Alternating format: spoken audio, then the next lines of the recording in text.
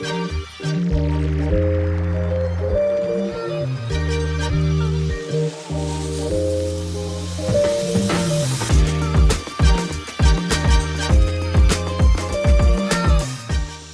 the captain and Hayden Byrne have two things in common. One is we both own an overcapitalised Haynes Hunter boat. The other thing is we've both been roasted on the Old School Haynes page. So why did we get banned on the Old School Haynes page? Here's the comment that was published in the Captain that got us banned. The comment was from the builder of Bass Straight Boats, Ben Toslin, and this is what he said. Just because there are pretty photos of freshly glassed stringers, it doesn't mean the build is any good. I follow the Old School Haynes Hunter Facebook site and I often see the wrong construction materials being used. I also see weight in the wrong places. There's an optimum hull weight to get the best on-water performance, and some of these boats are going well over it. Well, well, well. Cutting stuff there from Ben. But it gets better. The best part was the moderators of the page thought they'd try and start a pile-on. Oh my God, look what the captain said. But it sort of turned against them because the fans actually went, well, actually, they've got a fairly good point. The post was subsequently pulled down, but no, Jack and I get banned. Ben doesn't get banned. Great work, guys, stay classy. Hayden, on the other hand, who is now pulling in his 580 SLF, got roasted for another reason. It was by the fans, and it's got to do with the price he's trying to sell his 580 SLF for. This is a model we've long wanted to get up close with. We love the look of this thing and the practical applications. So let's take a look at it. Name is Hayden Byrne. We're in Pittwater in the Hawkesbury, and we're here to show off this Haynes. So it's a 580 SLF. It's got a 200 Suzuki on the back, all Simrad gear, new T-top, fully rebuilt just the end of 2020, 21. And yeah, she's up for sale. This 580 SLF is one of the handful that Haynes built back in the day. It's a late 80s model. I haven't seen very many of these online. There's not much information, which makes it unique. It's been built from the hull up, so all Thermalite flooring, all Thermalite structure, gel coat, custom T-top, new Suzuki on the back. Yeah, it's got all the bells and whistles. Inside that cabin, you could call it a twin berth, but it depends who's sleeping in there. Managed to fit Jack in, and you're about 6 foot. So yeah, it's all cushioned, get out of the sun, and yeah. Center console, walk around, casting platform up the front. You've got that T-top that stops, so you've got enough area to throw the sticks around. You've got that custom helm seat at the back there that spins around. Twin bait tanks, through hull, keel pod transducer. You've got underwater lights, you've got courtesy lights, deck lights. You've got room up on the top to mount the radar and the forward LED, searchlight, self-draining decks that can be shut off and on. This boat, from when it was rebuilt, the previous owner just went hell for leather on tricking it up. I followed it through with finishing off on the T-top and upholstery, didn't cut corners, as you can see. All the fit out that you see on there is all the latest model. It's no expenses spared on anything, all the bells and whistles. And to replace this, I think you'd be looking over 150K. Sat down with the fabricator to plan out this T-top. What I wanted was, basically, being a ranger, I wanted to be out of the sun, and I wanted a good casting area, so I didn't want it to impede on anything. Also wanted it to allow for the rod holders at the helm seat. So if you've got short jigging sticks, you can stick them in as well. And on that canvas, I had a zipper installed so that basically you can jump up on the console and it's like a poor man's tuna tower if you want to spot a fish or, yeah, just set the riggers. Yeah, the finish is a 2-pack paint over alloy. So I wanted to go alloy because of the light weight. Didn't want to weigh it down too much. Yeah, I think it weighs about 200 kilo as it sits. Electronics, I've got the 12-inch Simrad NSS Evo 3. I've got Navionics charts, got the Simrad VHF and Fusion stereo. Transducer, I got a 1 kilowatt keel pod, high-low wide AMR. When this was rebuilt, this was an 8-month project that Sam from Iluka Yachts carried out. So basically, when the previous owner bought it, it was just a shell, it was just a hull. So Sam gutted it all back, cut the transom off, put thermalite throughout the whole structure, glass over the top of that. Previous owner saw it, said chuck more glass at it, more thermalite. So yeah, built it from the ground up and then added a 200 litre fuel tank in the centre line.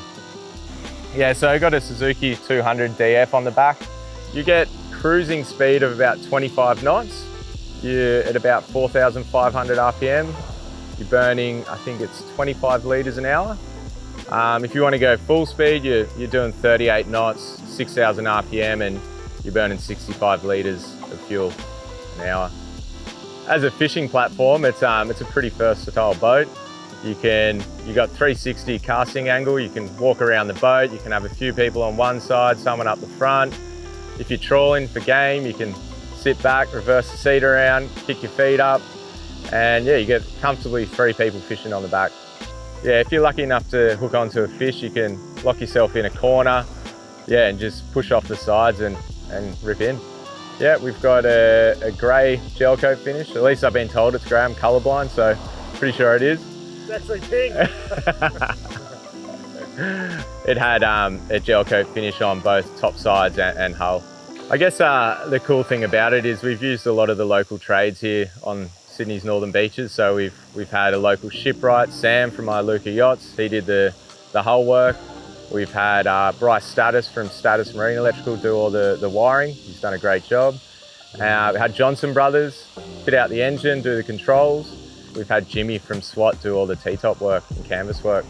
Yeah, a lot of people would think that switchboard is a bit of overkill, but I guess the perk of it is having a nice clean dash, having small switches, and all the wiring does all the hard work. So yeah, it's not a small task to wire that up. Mate, this boat could suit anyone. They just got to call me. But mate, it's a serious fisherman. It's a family man. It's a casual fisherman. It kind of ticks all the boxes for most boaties. The package comes with a trailer. I got a 6 metre Mackay trailer. I've got a floating brick setup and the boat, as you see it, all for 120K. A humble 120K.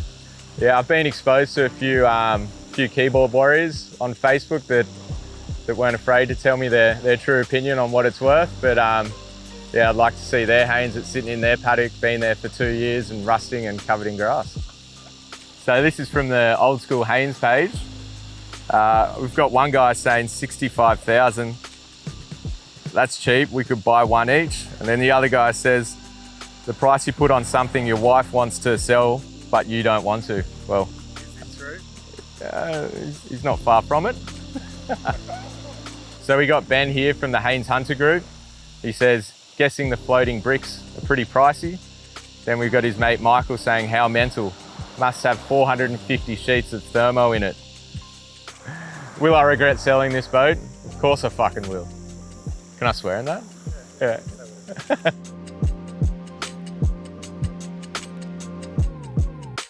So now that we've been on this freshly minted Haynes Hunter 580 SLF, what do we think? So thumbs up, we love that drop-down cabin. So practical, we can think of so many good uses for that. It'd be great if it was a lock-up cabin, but that aside, the only thing we probably would change is we like the old style retro windows. If you're gonna do a retro build, try and stay faithful. It does ride extremely well. It's got that sort of faithful Haynes Hunter forgiving performance, and it's really well matched to the 200 Zook as well. We do love the T-top. It's very ergonomic. It's beautifully finished.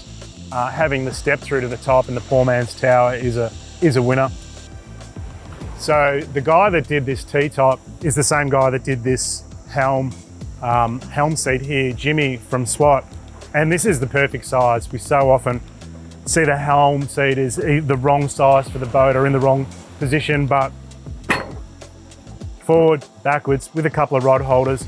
It would be great if it locked in. It's sort of, you could potentially squash a finger, but it looks gorgeous as well. This is a nice little feature on this boat. All the upholstery, in a couple of minutes, you can strip it all down, keep the boat stored outside, and the upholstery is not going to be affected. It does have really classic looks to match the era. It's not monochrome, but it almost is a very neutral sort of colours, so it's not too blingy as well. I think it's sort of faithful to the original era.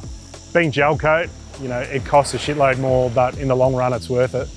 And of course, the construction. We weren't party to the build, but we've seen the photos and we can feel under the floor just how solid it is going through that shitty stuff out of the Barrenjoey head, and it feels 100%. We do love the fact it is a genuine all-rounder. You know, easy to tow, under 2.5 tonne, 5.8 metres long. It's a game fishing boat, it's a family boat, it's a tow boat.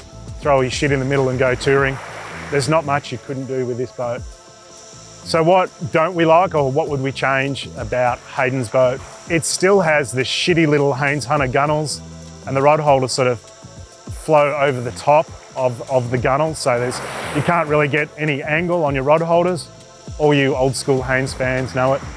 We love you. The finish in some areas, just some of the sort of sicker wipes, some of the exposed holes, slight cracks where screws have gone in, would probably, you know, if we were paying $60,000 for that work, we wouldn't be taking it out of the factory until it was perfect. There's no flooring. We definitely have some deck armour, some sort of EVA flooring on the bottom there.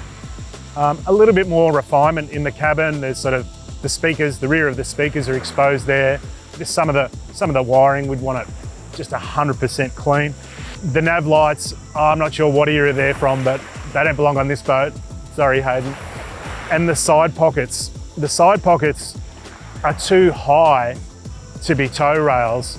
They're really not deep enough to actually store much, not tall enough to stop stuff coming out, and they're certainly not long enough. They don't go far enough forward in the boat, so I probably would have reconfigured those a little bit differently as well. But is she worth $120,000? That's the $120,000 question. And wow, if you wanted a 580 SLF, dig deep, because it's going to cost you a lot more than that. In fact, about $40,000 more than that to get your own to this standard.